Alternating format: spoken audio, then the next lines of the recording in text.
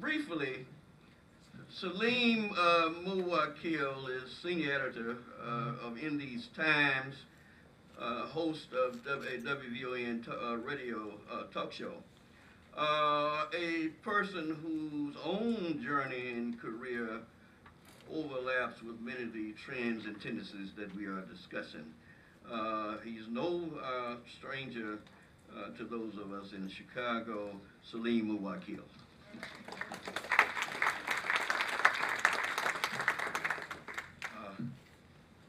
Good afternoon, all.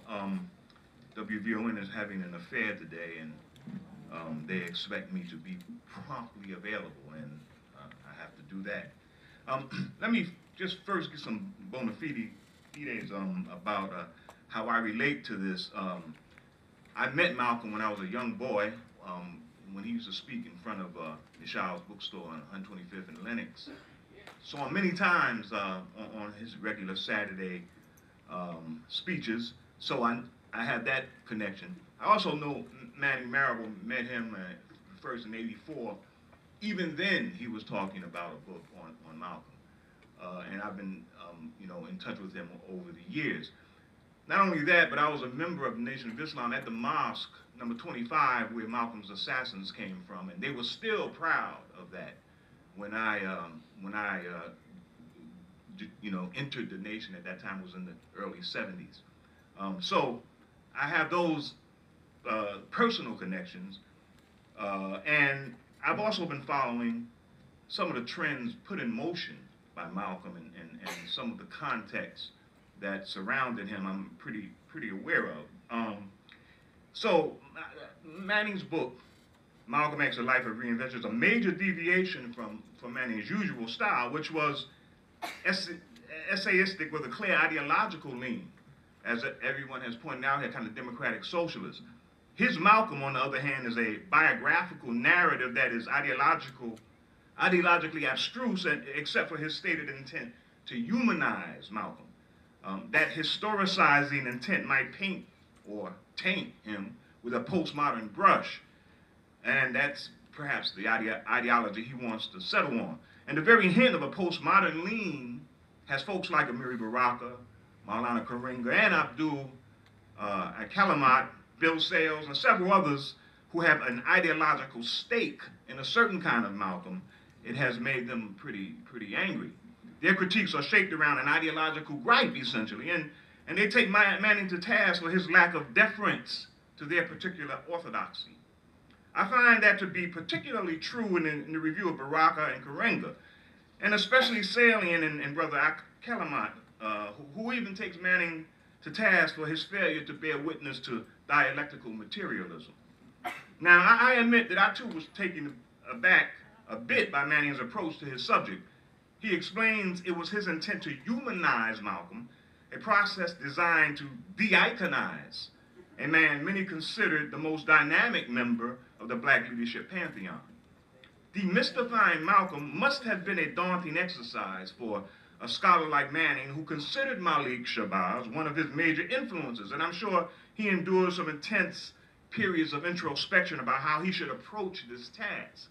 It's clear he opted to downplay his temperamental allegiance to Malcolm, who helped shape his own political consciousness, and to render a life story made available by the wealth of data he had collected in his years of devotion to the Malcolm X project. In the process, he makes some subjective choices that are troubling at first. His insistence on calling the NOI, the Nation of Islam, a sect and cult, for example, seem to be gratuitous attempts to discredit the group. After all belief systems are cults until they catch on. Also, his indiscriminate use of terms like anti-Semitism, which he uses as a description without context, and the credibility he accords law enforcement sources, all made me a bit worried, including his lack of respect for some of his forebearers, as Brother Harris pointed out. It all made me a little worried. He seemed a bit too cavalier about conceding to conventional wisdom. But as I said, digested more of the book, I grew to understand this as an ideologically flat tone of voice that Manning had chosen to adopt. This is a discordant tone for a man with such an expressively progressive revoir, and it took some getting used to.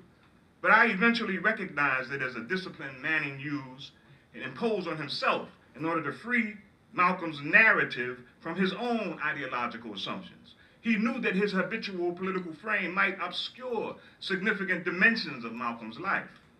This self-imposed muting of his political sensibilities attempts to provide a fuller portrait of the man who most only knew through a classic but tendentious autobiography. And I don't say tendentious as a put down, it is implied in the very term autobiography.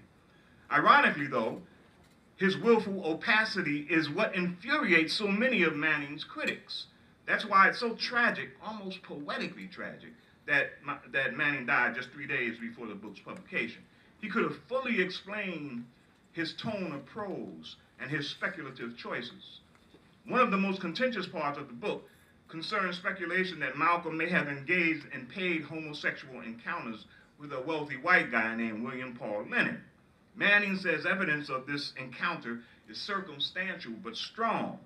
Apparently, Manning discovered the non-existence of Rudy, discussed a little earlier. The man Malcolm identifies in his autobiography as the one who sprinkled talcum powder on a gay white man, and concluded Malcolm was likely the powder sprinkler. He also says that supporting evidence has surfaced, including Rodnell Collins' book, that reportedly includes a corroborating story from Malcolm's sister and his mother, Ella. What's more, Bruce Perry's 1991 book on Malcolm was a tendentious hit job, but it did have a lot of primary interviews with Malcolm's close childhood and adult friends that revealed stories of predatory homosexual dalliances. Manning chose to downplay these accounts while accepting their cumulative veracity. In this case, he actually is more discreet than he need or should as a biographer be. Had Manning not included widespread speculation, many would have concluded he engaged in ideological censorship and the book would have had much less biographical integrity. It seems to me, though, that all of the attention paid to such a minor part of the book is indicative of a deeper psychic discomfort within the black community. For complex historical reasons, attitudes reproving homosexuality are crucial to the construction of black masculinity. And much of Malcolm's iconic resonance derives from his embodiment of that masculine ideal. Remember, as Ossie Davis famously eulogized, he was our black manhood. And so for many, this allegation of homosexual encounters hits at the heart of Malcolm's appeal. In the dust-up surrounding the book's publication, the question once again arises about whether a credible biography can serve any ideological master. A life's narrative is too vagarious and spontaneous to fit any abstract schema, and according to Manning's central trope of reinvention, it is also too improvisational. But the tenor of the public discussion surrounding Marable's book has convinced many to shun it as just another academic hit job on a black hero. With such a dearth of positive role models, many ask, why tarnish black America's shining black prince in a tabloid tell-all book? Now, I'm not completely uncritical of the book. I think Manning understated the complexity of nationalist ideology, and he failed to accurately render Malcolm's shining charisma. And now I admit I had the benefit of hearing Malcolm speak, and I can directly testify to his mesmerizing effect. There was majesty in Malcolm's presentation, and some intangible feature of his presence magnetized the crowd's attention. It was an uncanny sensation that I've yet to experience again in a long and sometimes tedious history of listening to other inspiring speeches. Manning's work fails to evoke this spirit, and I guess that would have to be counted as a minus. But the minuses in Manning's book are much less than the pluses. Speaking of reinvention as Manning's central trope, I've encountered several critics who have criticized that word use as a pejorative, as if Manning was implying that Malcolm was artificial and inauthentic because he reinvented himself.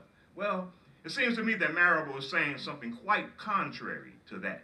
Reinvention implies agency, and Malcolm is perhaps most revered for his controlled and autonomous sense of agency. Jazz improvisations, for example, are a continuous process of reinvention. taking what is available and recontextualizing it continuously. That process is a sublime human enterprise that features us at the height of our powers. Marable's use of this term as a thematic frame pays honor to Malcolm's audacious humanity. But it seems that many would rather see Malcolm as some sort of messianic figure receiving intuitive or divine or dialectical messages from the cosmos and evolving to accord with that dictate. In the final analysis, however, I deeply understand and feel some sympathy for all of this ideological axe grinding. Karenga may be driven by paternal anxiety, but he is right to characterize Manning's work as deconstructionist and an attempt to humanize Malcolm right out of his historical grandeur. That was indeed Manning's motive, and it is a motive justified by postmodern, bad word, sensibilities. He conceived the book as a humanizing project, which is inherently iconoclastic. In a community short of icons, iconoclasm is a hard sell. Thank you.